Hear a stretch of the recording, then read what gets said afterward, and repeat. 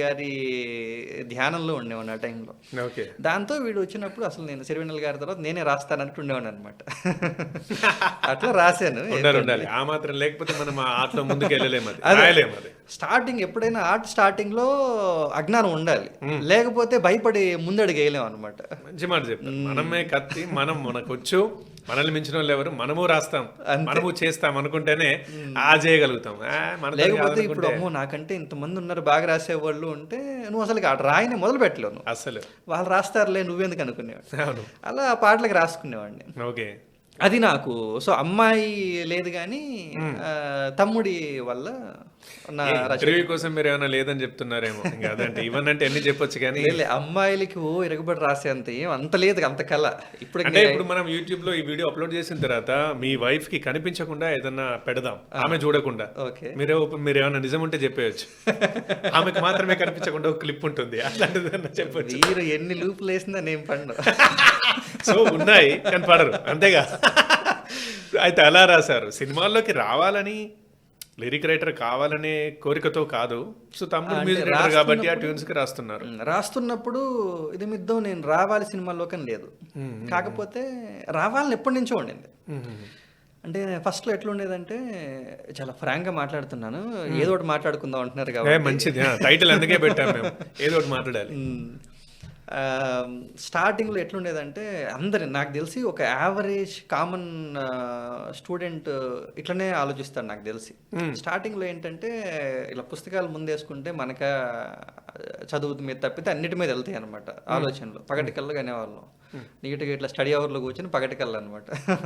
ఒక ఇండియాకి క్రికెట్ ఆడేసి కోహ్లీ తర్వాత నేనే సెంచరీ కొట్టేసి ఇండియాని గెలిపిస్తున్నట్టు ఇట్లా ఉండేది అనమాట కళ్ళన్నీ కూడా. అట్లా బ్యాడ్మింటన్ బాగా ఆడేవాడిని కొంచెం. సో 19 ఏళ్ళప్పుడు నాకు తొందరగా చదివాను, చదువు అంతా తొందరగా అయిపోయింది అనమాట. 19 ఏళ్ళకి బీటెక్ అయిపోయింది నాది. సో ఇలా గోపీచంద్ గారు అకాడమీకి వెళ్ళేసి అక్కడ స్వీపింగ్ అయినా చేసేసి బ్యాడ్మింటన్ నేర్చుకొని ఏదో కొట్టేద్దాం కప్పులన్నీ ఒలింపిక్స్ కొడదాం అని చెప్పేసి ట్రై చేశాను అనమాట. 19 బాగా బాగా లేట్. గోపీచంద్ గారు కేవలం 50 మందికి ట్రైనింగ్ ఇస్తారు, అది కూడా చిన్నప్పుడు 6 ఏళ్ళు అప్పుడు తీసుకుంటారు, పెద్ద అయిన దాకా ఆయన వాళ్ళనే సాగుతారని చెప్పేసి అర్థమైంది. అజ్ఞానం అనమాట. అంతా అయిపోయిన తర్వాత ఓకే నువ్వు స్పోర్ట్స్కి పనికిరావు అంతే. నేను ఏదో వీధిలో ఆడుకునేవాడిని తప్పితే అంత టోర్నమెంట్ కూడా సీన్ లేదనమాట. కళల్లో మాత్రం బాగా ఆడతాం మనం, అది. దీని తర్వాత ఏం చేస్తావు అని తెలిస్తే గేట్ చదివాను. గేట్లో మంచిగా అసలుకి 1000 చిల్లర ర్యాంక్ వచ్చింది. బార్క్ ఆల్ ఇండియా 222 ర్యాంక్ వచ్చింది అనమాట. చదివేవాడిని బాగానే, బీటెక్ గోల్డ్ మెడలిస్ట్. సో చదివినప్పుడు అసలుకి ఎరగదీద్దాం అనుకుని వెళ్ళా. ఇంత ఈ చదివే ప్రాసెస్లో గేట్లో ఏంటంటే 10-12 గంటలు చదవాలి. దాంతో అసలుకి చదువు అంటే ఆ చదువుకి సంబంధించిన ఏదైనా కానీ బోరు కొట్టేసింది. ఇంక ఇవన్నీ కాదులే మనకి ఏం చేద్దాం అంటే సాఫ్ట్వేర్ జాబ్ చేస్తే వీకెండ్స్ ఖాళీ ఉంటుంది, పెద్ద ఇబ్బంది లేకుండా ఈ జాబ్ చేయి, ఫస్ట్ ఇంటి మీద భారం తగ్గించేసి నీ డబ్బులు నువ్వు సంపాదించుకో, ఆ తర్వాత ఈ జాబ్లో 2 రోజులు ఖాళీ వస్తాయి కదా, ఆ 2 రోజులు ఆలోచించి ఏం చేయాలో అని చెప్పేసి సాఫ్ట్వేర్ జాయిన్ అయ్యాను. ఓకే. ఆ 2 రోజులు ఇంకా ఏది పడితే అది చేసేవాడిని. స్టార్టింగ్లో ఇవి ఉండే గుర్తుందా, వే టు ఎస్ఎంఎస్లో అప్పుడే ఉండే సైట్స్ క్లిక్ చేస్తే పావలా 10 పైసలు 10 రూపాయలు వచ్చాయన్నమాట. ఎంత సంపాదిస్తావో చూద్దాం అని చెప్పేసి పేపాల్ అకౌంట్ ఒకటి క్రియేట్ చేసేసి ఏదో ఒకటి క్లిక్ చేసి అవి $15 $15 ఎంతో వచ్చాయన్నమాట.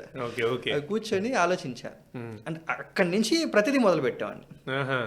అన్నీ చేసి ట్రై చేసి చూడు, ఏది నచ్చితే దాన్ని చేద్దు కానీ అని చెప్పేసి. సో అలా ఒక నెల చేస్తే జాబ్ చేసి రావడం, ఇది చేయడం అనమాట. నెల రోజులు చేస్తే $15 వచ్చినాయి. అప్పటి వాల్యూకి $1000 అనమాట. అవి అట్లనే పెట్టి నెల రోజులు కుక్కలా కష్టపడితే ఇదిరా నీ వాల్యూ దానికి, దీంట్లో ఏమన్నా ఇంప్రూవ్మెంట్ ఉందా అసలుకి, నువ్వు దీనివల్ల ప్రపంచానికి ఏమన్నా ఉపయోగం ఉందా అని చెప్పేసి చూస్తే ఏం కనిపించలేదు అన్నమాట. అప్పుడు వెంటనే రైటింగ్, చిన్నప్పటి నుంచి పుస్తకాలు బాగా చదివేవాడిని. మా తాతయ్య గారి చదువు వల్ల లైబ్రరీ ఉండేది మా ఊర్లో, ఏడుగుండ్లపాడు మా ఊరి పేరు. ఆ లైబ్రరీలో చదివేవాడిని పుస్తకాలు. ఏం పుస్తకాలు ఏమైనా రాద్దామా అని చెప్పేసి రాయడం, కథల పోటీలు వాటికి వీటికి వెళ్ళేసి మళ్ళీ అజ్ఞానమే. ఏంటి యండమూరి గారు అక్కడ లైఫ్ మీది స్పాయిల్ అవ్వడం మొదలైంది. మా సార్ అంటాడు పుస్తకాలు చదివే అలవాటు ఉందా, జీవితంలో నీకున్న అత్యంత చెడ్డ అలవాటు అది. మందు తాగుతావా, సిగరెట్ తాగుతావా, ఓకే, ఇంకేదా, పుస్తకాలు చదువుతావా, అయిపోయింది పని చాలా ఇంకా కరెక్ట్గా చెప్పారు. ఎంతంటే నేను జాబ్లో జాయిన్ అయ్యి తర్వాత రోజు 8కి రిపోర్ట్ చేయాలి, ఫస్ట్ రోజు ట్రైనింగ్ అనమాట. వచ్చాను పూణేలో ఏదో పీజీలో జాయిన్ అయ్యాను. జాయిన్ అయిన తర్వాత తులసీదళం పుస్తకం పట్టుకుని వచ్చాను నేను. ఎండమూరి వీరేంద్రనాథ్ గారి తులసీదళం పుస్తకం అనమాట. అప్పటికి చదువున్నాను ఎండమూరి వీరేంద్రనాథ్ గారి చాలా.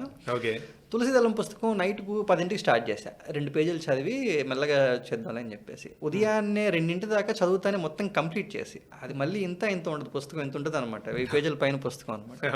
మొత్తం చదివి 4 గంటలకి పడుకొని మళ్ళీ 6కి లేచి రెడీ అయ్యి వెళ్ళాను అనమాట. అంత పిచ్చి ఎట్లుంటుంది అంటే పుస్తకాలు చదివే వాళ్ళకి, ఇంకా ఒకసారి ఆ శృతిలో పడితే ఇంకా అయిపోవడమే, పుస్తకం అయిపోయిన దాకా ఆపలేము అనమాట.